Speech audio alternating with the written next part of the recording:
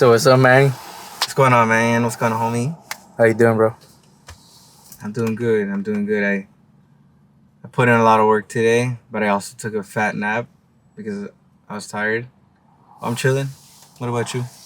Chilling. Same. Just got done with the workout, washing my car, washing myself. And now we're here. What are we gonna talk about today, bro? I mean, considering our friendship, my first podcast with you in this channel. Let's talk about our friendship. Let's do talking about true friends. What is a true friend? What makes a difference between a true friend and a not a true friend? And let me just start off. How long have we been friends? Like, we met at Chipotle, right? So we met at Chipotle. mm-hmm. That was back in 2016, right? 2016. 2016. That was like 8 years ago then. Almost 8 years ago. I don't know if I would do it with you, but I remember with our other homie, whenever there'd be like a cute girl that walked in, I would say like, "Hey, can I have some red salsa on the side?" That was just code for like, "Hey, there's a cute girl in the store." That's funny. Yeah. I would say we're in the category of true friends.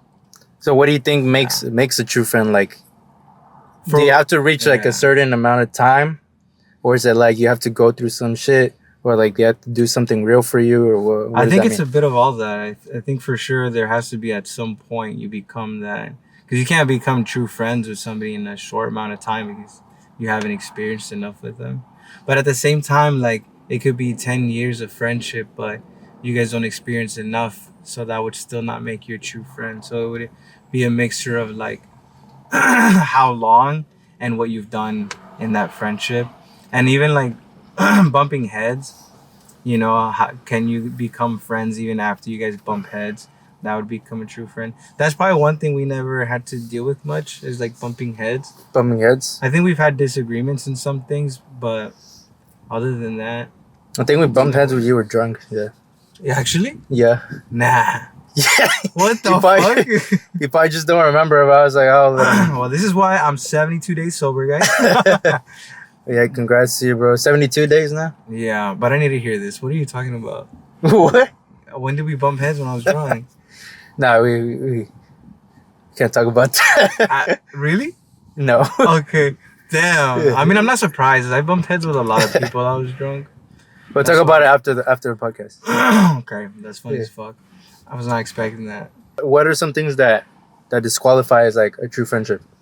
Like, for example, for me, for me personally, like, if somebody like cancels on you a lot of times, or like somebody's really flaky on you, like they never show up. Like, I get every now and then, like stuff happens, things come up. Yeah. But if someone always like cancels on you, and then they expect you to be there when you need them. Mm-hmm. So pretty much if they act selfish, right?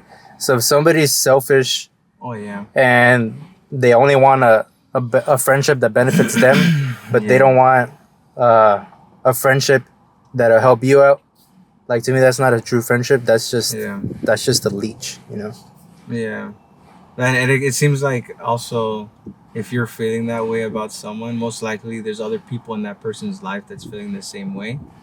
Because at the end of the day, that's like that person's issue, is that it's because it takes work to be a good friend. It takes work to have good relationships in your life, and and honestly, like, at the end of the day, if somebody doesn't make the time of day for you, then they don't really want to hang out with you. And like, after so many times of canceling or on just not talking to you, it's just, I mean, granted, like, there is some friendships that I have where, like, I don't see them or talk to them for fucking years. Mm-hmm. Like this homie that I just linked back up with. I mean, I haven't seen him in like 13 years. And then once we saw each other, it was like as if fucking time never passed by. So it's kind of like there's that too. At the end of the day, we probably just grow apart sometimes. But it doesn't mean we're not friends. I would say as long as there was never a reason to be like, yeah, that person is not good for me in my life. like then they are a friend. Even if they're long distance, you haven't talked to them in a long time, you guys don't check up on each other. If you guys ended, quote unquote ended, but not really ended, on a good note, and you guys just grew apart, you guys are still friends. You just grew apart. But if like that person crossed lines, crossed boundaries, is literally bad for you in your life, that's not a friend anymore. I think that would make a big difference. Yeah, for sure. And then going back to like what I was saying, like that's why also sometimes I do feel some type of way, like if I ask you like, hey man, you want to come record, and you're like, yeah, for sure. I wouldn't want, like, for me, I know like, hey, if you want to record something, I'll be there with you. I'll do the same for you. Yeah. And I don't want to seem like I'm selfish, and especially if like something were to come up and I'm not able to make it. Sometimes things happen, but right. I do try my very best. Like, and this is with anybody. If I say I'm gonna be somewhere, I do my best to be there. To like whether it's a coworker who invites me to a party, or you invite me to go to the gym, or to help you record a video, whatever it is, I want to make sure that I do my best to be there, because I know for me, I absolutely hate it when somebody is like, oh well, something came up. Because if something comes up, like unless it's important, if something comes up and I already made plans, I tell them like, hey, you know what, I can't do it because I made plans with somebody already. So I say no to that other person, because I the type of person to stay true to my word. So I mean, those are the type of friends that I look for. And I do have like a small social circle, a small group of friends, and I think for me it's good to keep it that way, because it's hard to please a lot of people, right? It's hard to please a lot of people, and can't make everybody happy. And like I forgot who said it, but it's like in Spanish, it's like, no soy amigo con todo el mundo. Like I'm not here to be friends with everybody. I think that was from Abraham Lincoln. Why you didn't say it in Spanish? I'm just kidding. What were you saying? Yeah, like I'm not gonna be friends with everybody. There's a type of people that are very outgoing and they like making friends with everybody. To that point, I think it's probably more necessary. I think it's necessary to have a small group of friends, but that small group of friends is like your true friends, and then there's like not true friends, but just like normal friends, and then there's like connections friends, where it's like you have a business, I have a business, and we help each other out in our businesses. So and like acquaintances. We keep it business, but at the same time we have that friendship care, because we know like we want to take care of each other. You only do that to people you like. Keep a close, true friend group, and but like keep that outside friends, like expanding connections to get to know people. Yeah, like keep your network growing, pretty much. That's like another level of friends, pretty much. Let's talk about that a little bit. Like, do you feel like there's people who are like at different levels of friendships in your life? There's fucking levels to this shit. I'm just kidding, but I think there is. No, yeah, for sure. I think like people I work with, I can become friends with, but I wouldn't necessarily depend on them on a lot of things. Like I wouldn't ask them of things that I would with like you or with other homies that we have. But that doesn't mean they wouldn't be able to get to that point. If it happens, it happens. Sometimes you do. You know what I mean? I mean, we did at Chipotle. Who would have thought? Yeah. I did not. You know what's crazy? My son's mom gave me that job. She's the one who fucking applied for me and everything. Oh yeah. Yeah. That's funny. That is great. I'm not even with her. She's not a true friend, dog. Oh yeah. She's not a true friend. Of course, she's not a true friend. She's just my son's mom now. Yeah. That's crazy. What about?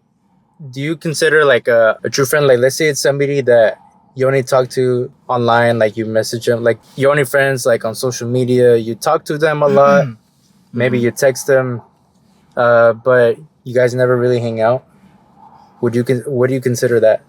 Would you consider that a true friend? Or I think that's a level of friend, but I don't think that's a true friend. Because I think true friend, I think we should make sure that it's not taken lightly. Like, yeah, a true friend is like a friend where like I'm in trouble and I need your help, and I'm in jail and there's literally nobody but you that can give me $1,000 to get out.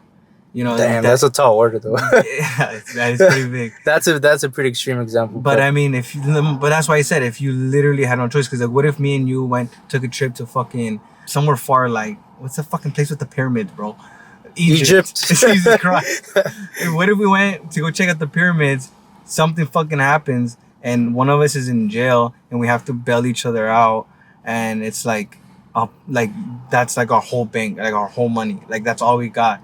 But it's to get each other out. Like obviously we're gonna get each other out. Like I paid $1,000 and you pay my $1,000. Is that what you mean? No, just one of us is in jail. One of us is in jail, and you obviously. And like, there's nobody else there. Literally, just me and you. And I'd be like, deuces, man. Who would see you in Egypt, bro? Nah, if it was just us two, and like there was no like obviously like we're the only two people there, then I'm not gonna abandon you there. Or like or even if we're here and you have a lot, let's say you just made a fucking shitload of money, and you know I needed the help, and then you gave me that help, and like I repaid you in the future. Yeah, you know that's true friendship. Yeah, you know. So I don't know if I would do that with a guy that I don't even. Like I just talked to online. Yeah. You know? What if it was your baby mama that was in jail? Bro, I'd be like, I would tell the courts, I think we need to relook at this child support. Definitely think there's levels to the friendship. Like there's people that I talk to, you know, just that we're acquainted and we're friends online, you know, but we never really meet up in person because like, you know, maybe one of them has kids, the other one just we live a lot further, so it's hard to keep in touch. So like I do consider those friends. Yeah. But like I said, there's levels to this. Like they're not obviously friends that you're gonna be hanging out with. Achieving goals that you have. Achieving goals. Similar, you know, even like as little as we were doing right now. I think this is true friendship. But a lot of times, you know, the support is also important too. Yeah, support. Sometimes you get support from people you never see. And you don't get support from people who you do see. That's true. I know that's so dumb, huh? Yeah. There was a sound. It was like you start posting online and you're not popping yet, and then one of your friends or whatever asks you, "Damn, you've been making all these videos. Why aren't you famous yet?" And then he goes, "Cause you don't share my shit. Like, come on, you guys gotta help me out." And like the least you can do is like and comment. Yeah, it's literally Like imagine if all the people you've ever encountered that you have around you, imagine everyone liked it and shared. That would make a big difference. Like liking and like commenting, or even just like commenting to boost engagement. Yeah, like that does a lot. And I feel like people don't realize that it truly means a lot to the person who uploaded that. Like I remember some time ago, there was somebody that you know that came up to me and they said like, "Oh hey, like I like the videos that you posted. How come like you stopped posting?" And I was like, "You were watching it? You were watching?" And then he's like, "Yeah, I was watching him." I'm like, "Well, how am I supposed to know? Like Dang, they don't. That's crazy. They would never comment. They would never like. And it's not just that person. Like there's other people. I've actually heard this like about maybe like 5 times, to be honest. Where people say like, "Hey, you know, like I really like watching your videos." I'm like, dude, how am I supposed to know that? Yeah. Maybe if they would have like shown that and commented, supported, or even send me a DM or something like, "Hey, I like watching your videos. Keep posting more." Maybe that would have motivated me to keep doing it because, you know, essentially I stopped posting because like, I had jobs and other responsibilities and I didn't give this much importance. But because part of me was like, well, I don't even know if people watch this shit. But if I have people telling me like, yeah, I like what you post, you should post more. Well, how am I supposed to know if I don't get the feedback? Yeah, exactly. You know, that's crazy though. They're watching the videos and they tell you about it. Yeah. People like to stalk, bro. Yeah, that's a big thing. That's true. And then some people don't like to like it because they start like caring about what other people think just because they liked a video of somebody who's like not popping. Like, for example, like, or like if something doesn't have a lot of likes, they don't want to like it. They don't want to like it because they don't want their name there. People see it's like, dude, get the fuck over it. I don't give a fuck about that. Get over it. Yeah. How do you feel about platonic friendships with women? I like them. You like, why'd you say it like that? Because it's such a big question. It's just like, what is he gonna say? Yeah, I think platonic relationships. I think they're important. Yeah, I like having platonic relationships because you get like a different perspective where like you wouldn't get from like your homie, right? Mm-hmm. So girls are more like Yes. softer in their nature, and you can also get like a girl's opinion about something. Like maybe you see something in a certain way, Mm-hmm. but they get the girl's perspective, and like maybe this is how she felt, and like Yeah. they give their input like on your dating life, and Mm-hmm. and vice versa. Sometimes they ask their friends something, and they'll either give like a generic answer like, hey, you don't need him, or they lie. A girl told me, actually more than one girl has told me that they feel like their girlfriends judge them a lot, but when Yeah. they talk to their guy friends they don't feel judged, Right. which is That's what I was. it's gonna kind of say. sad to hear, to be honest. Yeah. But I like that I'm able to provide that I can listen and I'm not gonna judge, and I will give like an honest answer. And I just honestly, like, for me, like, just as a person, I just like hearing people out and like giving input and like kind of helping them out. Yeah. So Me too. like for me, that's kind of fulfilling, where like there's no pressure to like, hey, I gotta get this girl to like me. It's just like, hey, we're having a platonic relationship. We can talk about our dating life. We can talk about perspectives from the opposite gender, Mm-hmm. and I think it's healthy to have. Obviously, you got to put some boundaries once you have a girlfriend. You can't be hanging out Or with boyfriend. them alone. If the girl has a boyfriend. Yeah, but you know what I mean. So like, can't be hanging out with them. Like if you got a girl and then you're hanging out alone with your homegirl, and she's probably not gonna like that, and then vice versa. I think I had asked you a question. I don't know if you answered it, about how if you had a friend that's a girl for a long time, and then you get a girlfriend, but then your girlfriend doesn't like your friendship with that girl, what would you do? She doesn't like that. That you're friends with this girl and that you hang out with her one-on-one, Oh, that you text her here and there. Like, what if, unless, honestly, you just, because I was thinking that too, like for me, since you're taking 10 years to answer the question, I guess I'll answer it. I'm just kidding. You were still asking the question. What do you mean, bro? I'm just joking. Yeah.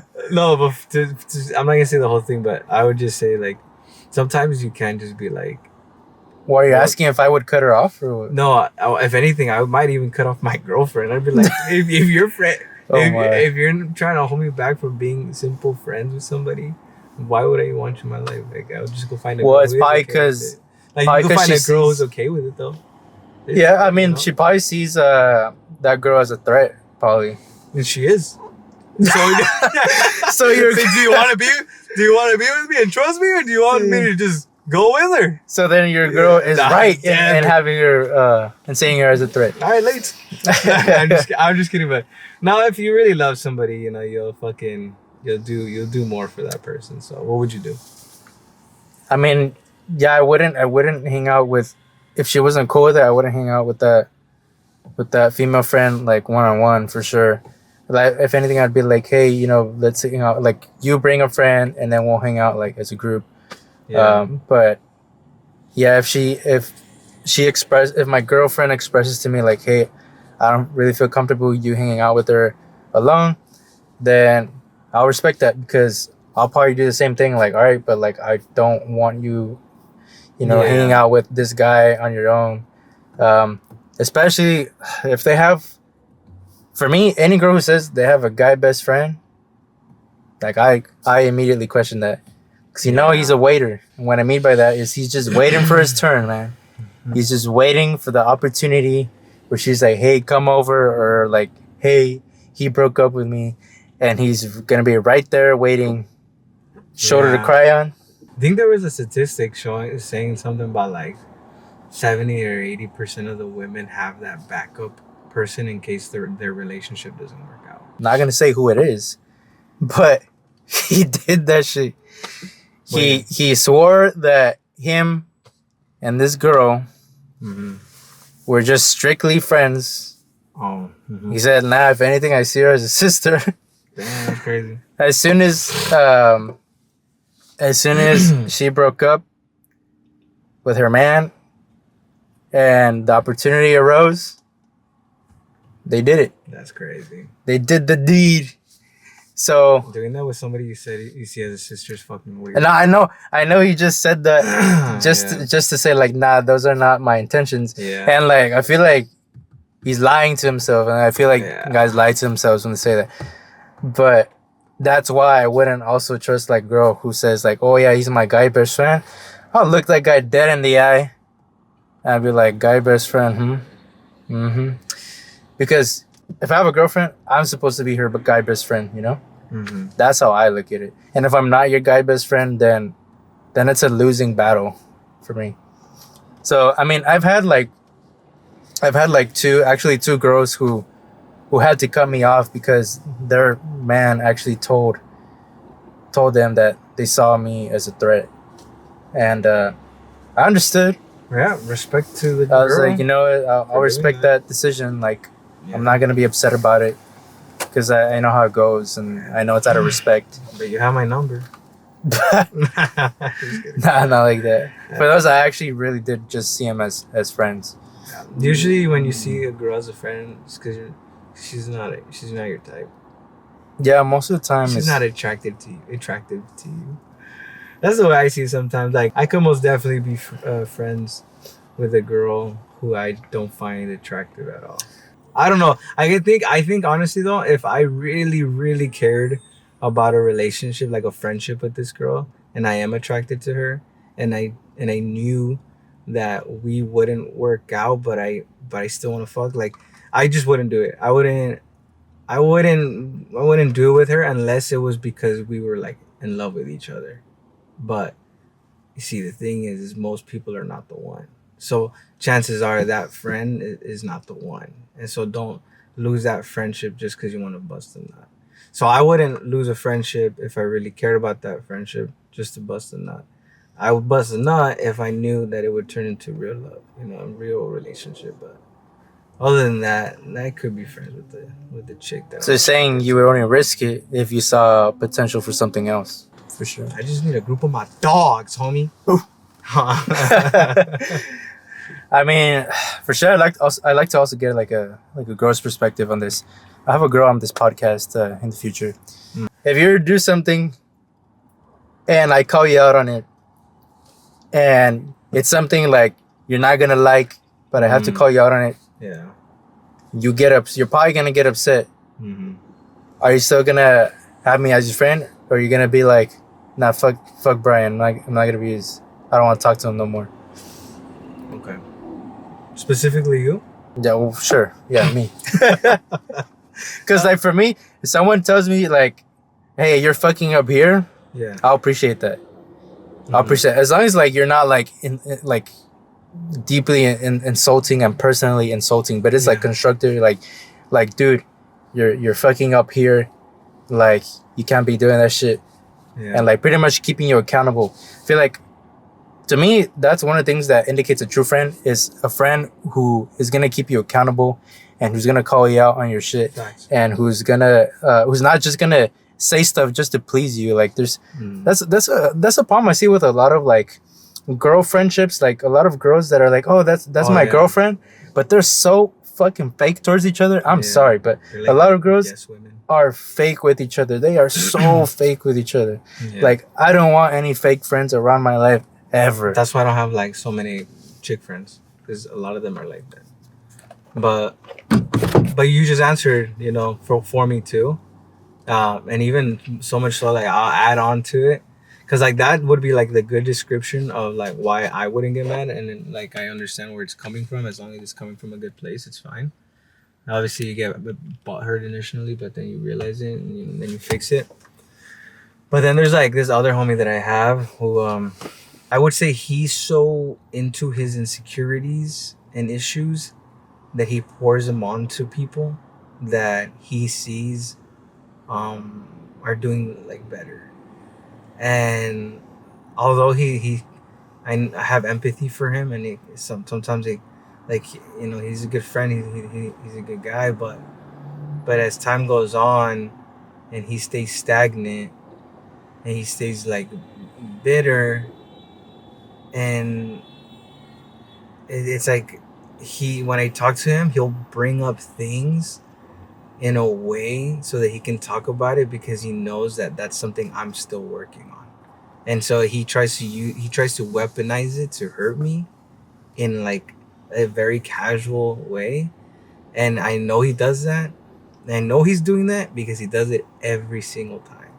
So like there's a difference between pointing something out to help somebody, but then to just continuously bring it up every conversation.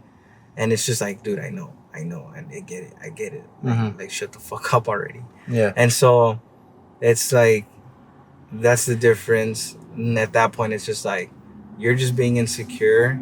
And every time I'm around you, you want to try to bring me down, but I don't let you. And that's why I got to separate myself from you. All right. So another closing thought is, why do you think we've been friends for so long? And what do you think is going to help us remain friends for a lot longer? I think you got to put a ring on this finger. Whatever. What the fuck? I think for sure, your family coming from I feel like your family and my family are similar when it comes to the religious beliefs. Mm-hmm. And I think like your parents have God in their life and their hearts very much. And so do my parents. And although my family's like a little bit bigger, and it's still kind of the same vibe of like type of godly love that we have for each other. And I think that is a big factor in who we are. And I think that's why we can connect too, because we have that big thing in common. I think also we share like similar goals and similar ambitions and similar visions, and we can, and it's so much so that we can work together that way and keep each other in our lives and not just be friends with somebody just to be friend. Like just, we obviously want to be friends with people that are respectable, because you hang out with losers, you are a loser. You hang out with winners, you are a winner. So you want to be friends with those kind of people, and I think we're both striving to be that. And don't flatter yourself yet. We haven't made it. No, I'm just kidding. But yeah, and so I think we share that and similarities, and I think time just flies by so fast. It's crazy how fast it just passes by. Mm-hmm. But I think as long as we keep taking action, and over the years just keep trying to make the action bigger and bigger and bigger, and we just stay consistent, we discipline, we actually like do this, I think that would help our friendship, our fucking goals, and for the future, like our families and stuff. And yeah, I think just by helping each other out. I think the only real thing that would like put our friendship into question is if like we were to get into like a physical education. Yeah, see, that's an interesting one. I'm very triggered for other people that have an ego, because I know I had a struggle with an ego, but I learned to like manage it so much. But but it's still like when I see somebody who has that same issue that I had, I'm just like, you definitely need to be humbled. You definitely do. And if it's not from me when you're attacking me, it's gonna be somebody worse. So it's like, it's usually people that have big egos where I'm like, you need to be humbled. And if you run your mouth with me, I'll make sure I'll be the one doing it. And then there's other people that I see that they don't have that issue, they don't have that problem, so that doesn't even cross my mind with them. Yeah, that's why a lot of times I struggle to make other friends, or not struggle, but like I choose not to be friends with other guys because I see they have that big ego. It comes across really obvious to me when someone has like a big ego, because like they'll talk a certain way, and they'll try to like subtly show off, and they think it's subtle, but it's not subtle. But do you think no, I'm like, have you ever seen it? No. Right. No, I feel like I would tell you, or maybe I just wouldn't be friends with you anymore. No, and I appreciate that a lot because Yeah. growing up, I did have a big ego. I was a cocky ass kid. I was this asshole, and then I got humbled. I got my ass beat up. I got, you know. So it's just like when somebody else is like that, it's like, you know, maybe if you didn't get beat up and humbled, maybe we wouldn't be friends today. that's true, baby. Because if you would have come up to me as a cocky bastard, I'd be like, yeah, I don't want to be around that guy. Yeah. But anyways, let's wrap it up there because I think we have enough content. I think the camera's overheating. I think I talked a lot. But nah, that was pretty good. That was pretty good. That's good stuff. All right. Good stuff, homie. Catch you on the next podcast episode. See you guys later.